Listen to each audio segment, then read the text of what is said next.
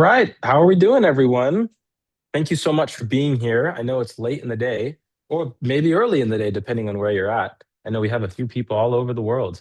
So if you could say in the chat real quick, I want this to be impactful for you as a teacher. I'm hoping that after today, you can walk away thinking that browser extension will help me in my line of work, whatever you are. So could you say in the chat, are a fifth grade teacher? Are you an admin? Are you a tech coach? Are you a librarian?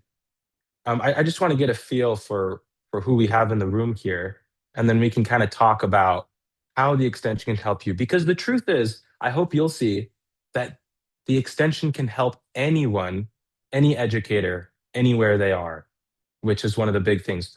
Oh, awesome. I love it. Okay, middle school STEM teacher, district AI coordinator, Allison, great. Digital learning specialist, awesome. Instructional technology, okay. High school Spanish, oh, great. Daniel, ninth and 12th ELA. And this is already changing the. All right. Oh, yeah, Ryan, good to see you. Ryan is on our beam team. She is great. Stephanie, ninth grade ELA teacher, awesome. Partnership manager for SchoolAI. Kenna, great to see you as always. Kenna's actually done a lot to help us with the extension. Okay, well, let's get going here.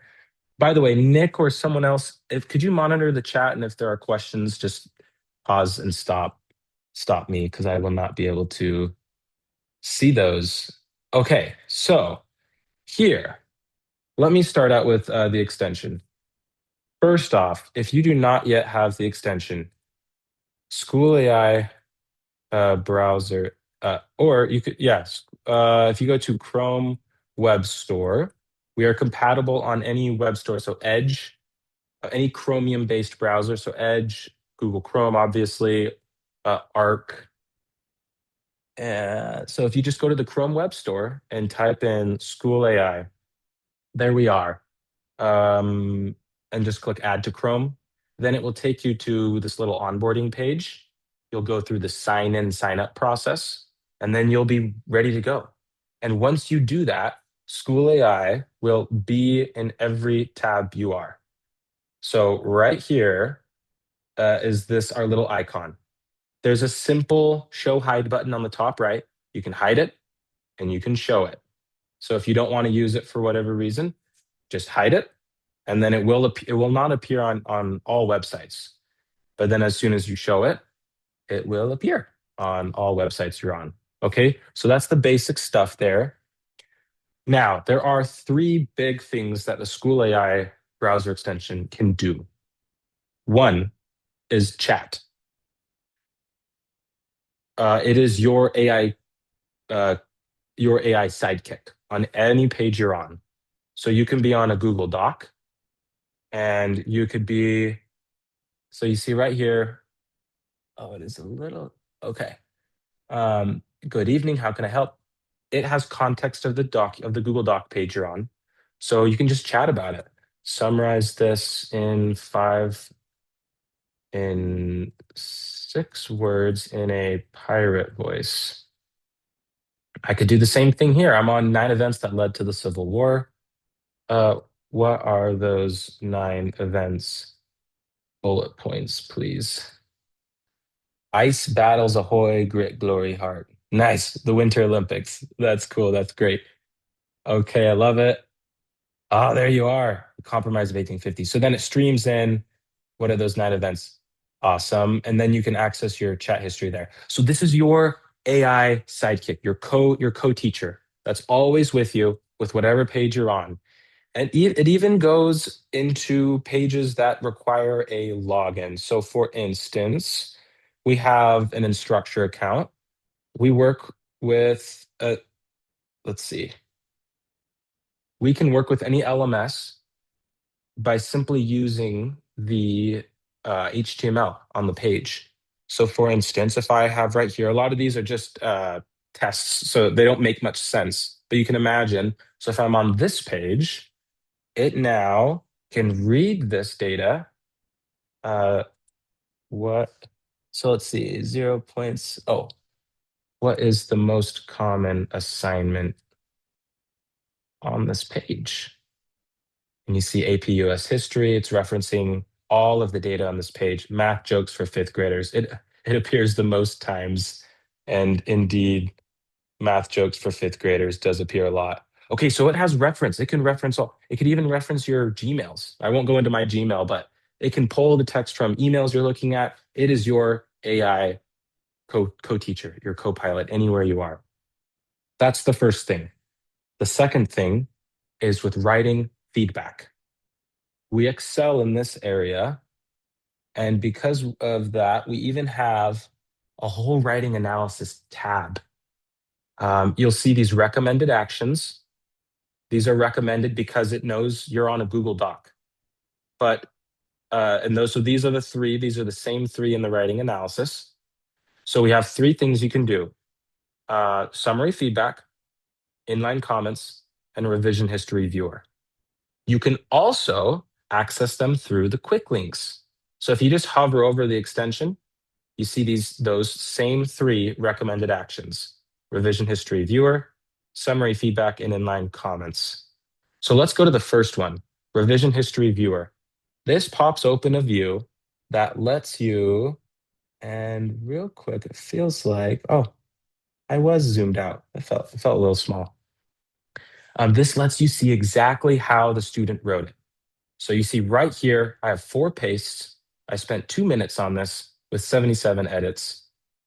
And you can see every paste. So this is a paste. Uh-oh. Why is this a big paste here? Did the student copy this from ChatGPT?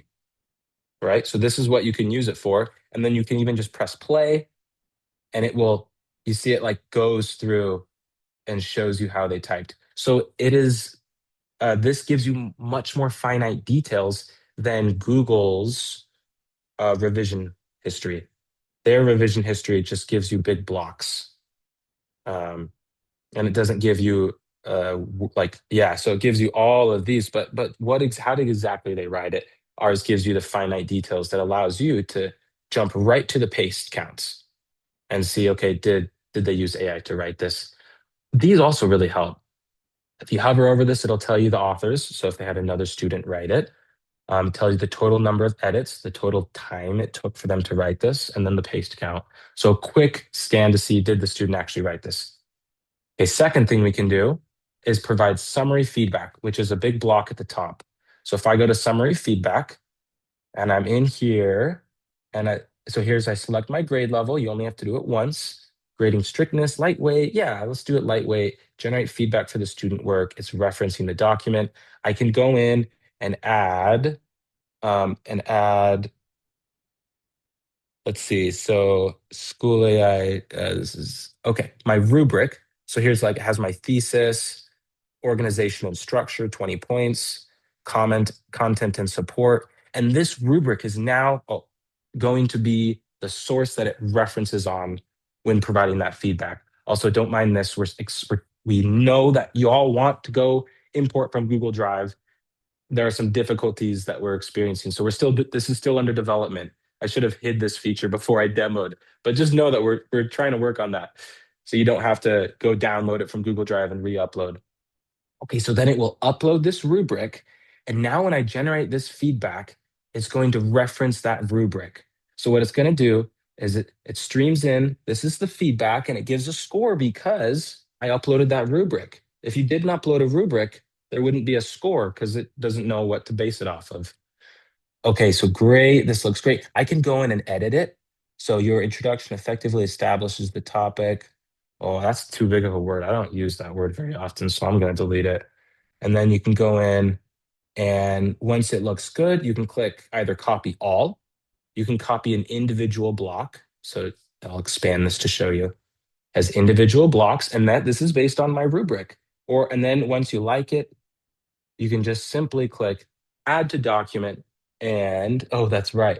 I need to have edit access to this. So this is telling me I need to add in. So let's see. I'm adding in me as the owner. And now I click add to document, and there we go. So now this is pasted at the top immediately for the student to see. Okay, let's go to the last one. let me, and we hear a lot of teachers who like to use this for formative feedback as the student is progressing on rough draft one, rough draft two, give them really quick feedback so uh, so they can iterate. And again, it's based on your rubric. Okay, the last thing is this one, inline comments. This will go through and I'll just do it. I'm not going to upload a rubric just for the sake of time, and it will go in and add comments inside this in a draft state. So the student cannot yet see this until you click comment. And this allows you to go through, edit it, and then once you like it, yep, this looks good. This looks good, and now the student can see it. Okay. So, and down here is the extension. We hide it so you can then look at all the comments and edit, and then you can pop it back open and regenerate if you want, or just move on. We also have, you may have noticed this reuse a prompt button. So you can upload attachments and rubrics. So you don't have to keep uploading that rubric, and you can also upload standards. So you may have noticed you can attach a standard, import a web page, and whatnot. Okay, those are the three types of feedbacks, writing tools we give you on the extension. So taking a step back, we've got chat as your AI co-pilot, co-teacher, your sidekick, whatever you are. We've got writing analysis. We give you tools to review revision history and give summary feedback, that block at the top, and inline comments, just like this. Now, the third thing, we give you the ability to uh, convert any web page or YouTube video into classroom material. So let me go to, so on this page, for instance, if we go home, these recommended actions have changed. So you can create a worksheet, a lesson plan, a presentation. If we go here, you can see all of the options. So you can create a rubric, a worksheet, a presentation, and this is a slideshow, an IEP, vocab list, all these options, right? So let's just pick worksheet for now. And you can say, make this into a worksheet for my fifth, let's see, Civil War. Eighth grade? Eighth grade. It's been too long. I don't remember which grades study this. For my eighth graders, um, no other details. Okay, so then it will go through and generate me a worksheet that I can now use. And you saw that was 10 seconds or so. And you can make it a really long prompt if you want. And you can be very specific, and it will take your instruction and make that. So, okay, looks good. If you want to edit this, and has an answer key at the bottom, if you want to edit this, this is a read-only document. We don't have a full-blown document editor in the extension, but we do have this option to edit in SchoolAI. So you can do that. Oh, no, I got to sign in. Uh, or you can export it to a Google Doc, a PDF, a Google Form, or a Microsoft Word doc. Okay. So those are the options. Let's go back now. Um, oh, there's also this, this is for navigating. There's a search all. So you can see all your chat history. You can see your chats. And if you search all, you can also use it to navigate. So if you wanted to quickly go to create a presentation, you can now create a presentation. There's a lot. I would encourage you, just go have fun with this. Just play around with it.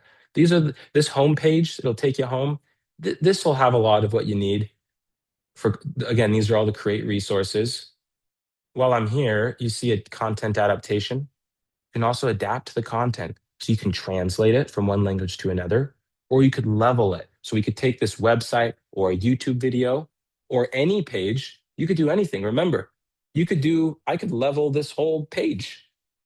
Just the options are wide open. But the important thing is that you're in control. So you can then level this to a fifth grade reading level or a third grade reading level and whatnot. Okay, I think we've gone over most of it. Um, I'll take a step back. There's a Oh, quick question, yeah. Tyler. It Mm-hmm. says, does the district have to purchase this extension, or is Yeah. this Okay. free? So this right now is free for teachers to use. So anyone can sign up and use it. As we continue to develop the product, we're going to have more options that will only be available to paying partners I'll give you a little sneak peek. So, everyone, this is not live, but this is an example of something that will be live for partners in the next few weeks, maybe month or so. And it is an AI note taker. So you can go through and I can record a video call like this. Or if I have a meeting with the principal and the teachers and I want to have it take notes for me, it will listen. It will listen to your session. And so right now it's listening to me. And then at the end, and you can pause it, you can stop it. And then at the end, it will transcribe that audio and summarize it for you. It will give you the transcript and the summary, and it's all fully safe with schools for schools. So the audio files aren't stored. It's pass through only, COPPA FERPA compliant, which we've heard lots of schools, they want this. There aren't that many options out there that can adhere to those data privacy requirements that schools need. So this is one thing that will be for paying partners only. But to answer your question, yeah, it is available for everyone. That was a great thank you for stopping. Anything else?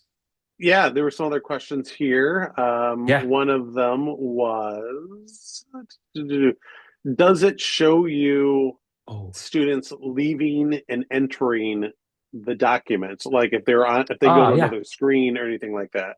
That's a good question. So let me do this. Oh, wait. The Google Doc or Yes. any. So it If can it's see in the revision history viewer, it will tell you who made what edit. So if you see right here with this edit, if I hover over, it will show me that I was the editor. It, but it won't tell you like when they left the document. It will tell you, Gotcha. yeah, each individual editor at that point in time who made that edit was this Hmm. person right here. Someone also, Also, sorry, one quick thing, and then I'll get back to yeah, questions. The one big thing I forgot is you can go from any website or YouTube video and you can generate a space. So before I forget, so here, this create a space button, I totally missed this. I can create a space from this Google Doc. I can create a space from this website, or I can create a space from a YouTube video. So learn the water cycle YouTube video. The only requirement for YouTube is that it has to have a transcript. And so there may be videos that don't work, but we'll tell you if it won't work. Yeah, so I could chat about the YouTube video. I could level it to a different level. I could translate the video to a document, or I can create a space from this YouTube video. Okay.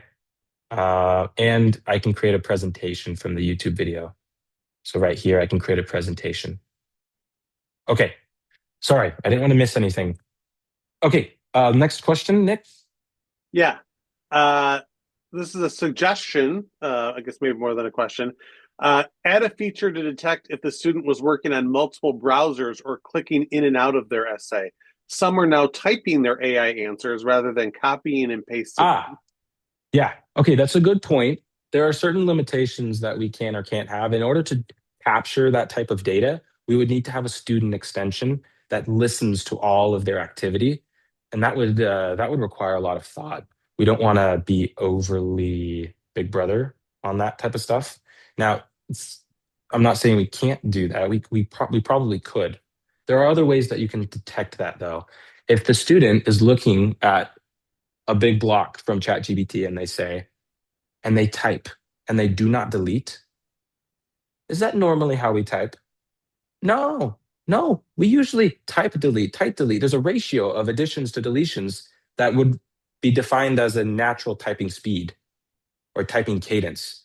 And so the other option we could provide without having that uh, full monitoring on a student is detecting typing cadence. And so we could give you, and we have in the works to supercharge revision history. We have not yet gone beyond simply this, but we intend to make it more robust by giving you a score of how natural is the typing at that point based on the previous additions and deletions. And so then if they're just typing it word for word, you'll be able to tell, oh, this is a little unnatural. Oh, I should talk to the student about this. Awesome. Great question. And as a former English teacher, let me just say, I needed this so bad 5 years ago. Yeah. Like I needed so Uh-huh. like this makes me go, oh, I can do this grading so much better now than ever before. Yeah, Um, yeah, yeah, a- totally. Another comment Uh-huh. question: is there a way of creating an audio reading of articles, stories, etc.? My students Oh, have read write, but it doesn't always work for docs. So can like it and read it for okay. us? Oh, that's a great thought.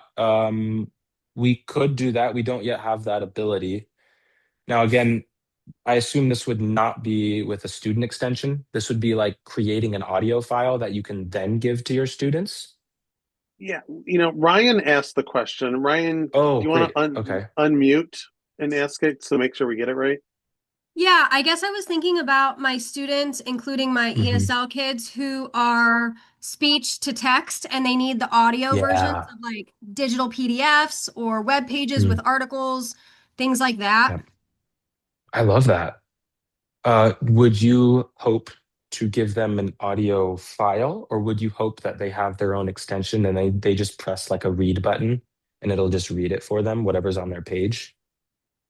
Yeah, or even if I provided the digital resource that they could read along with, but then I even have a separate audio. Like right now I just have nothing. So anything, something.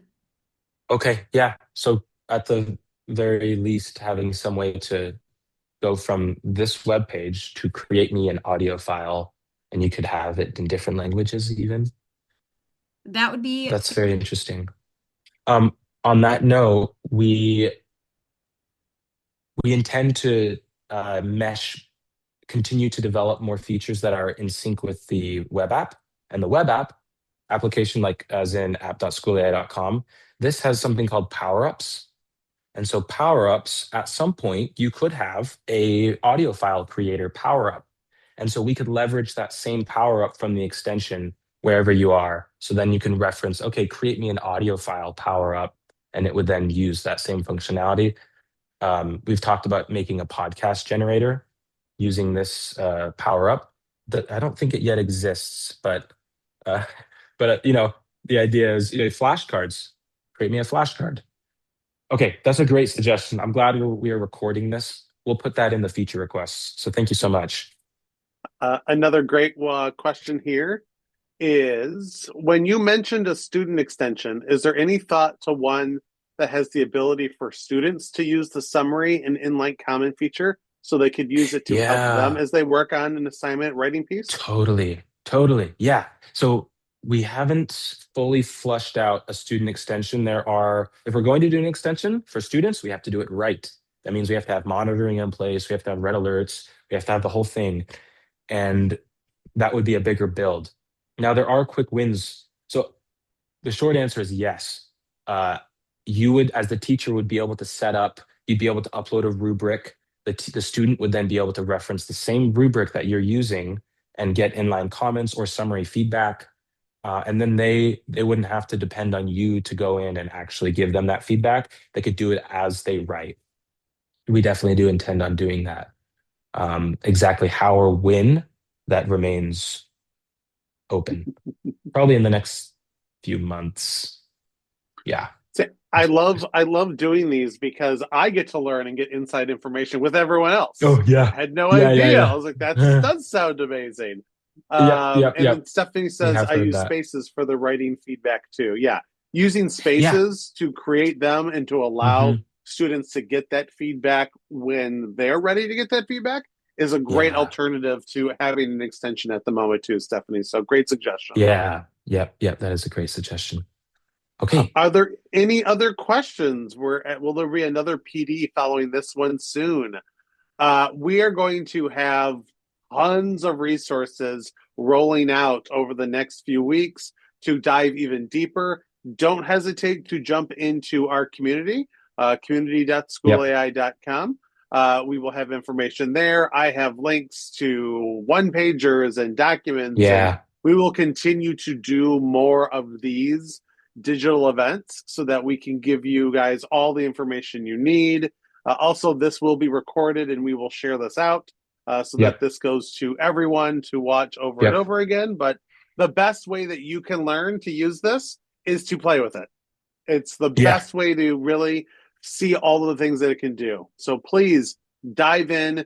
If you have questions or if you have any hiccups along the way, you can always reach out to support@schoolai.com or jump into our community. And I make sure that all of that gets passed on to Tyler and his team if there are any things that they need to look at. Awesome. Sorry, two more things, Nick. I know we're 2 minutes over. It's okay. Go The ahead. last thing I forgot to mention was we support images. So if you just ask it, what is this? Dot will be able to understand this image and then you can view it.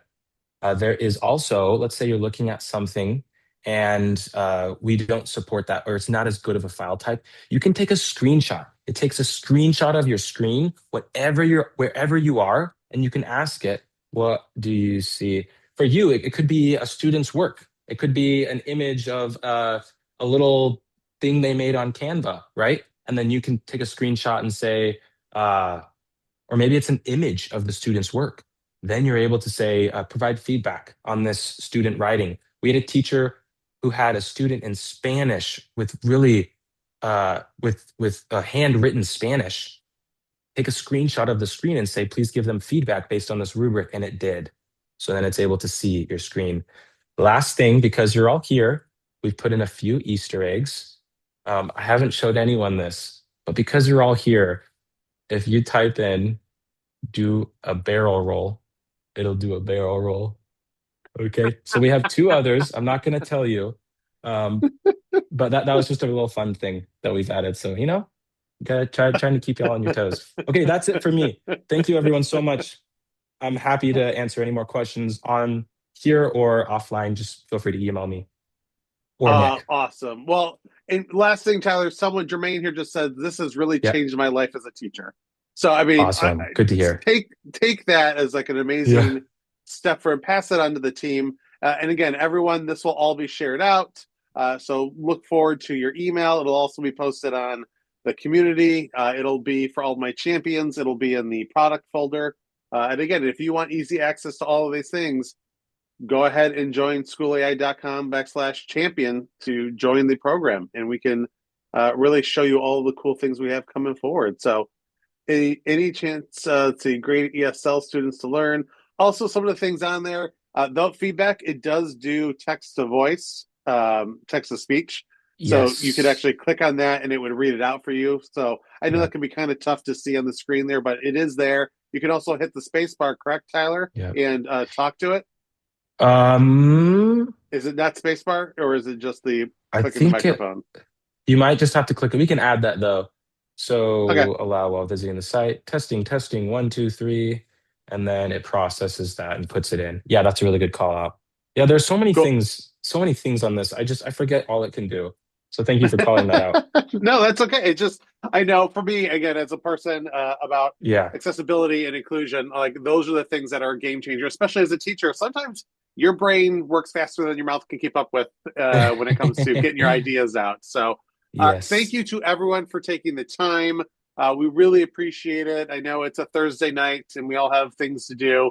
So you've taught all day. You've done some extra learning on your own. We really appreciate it.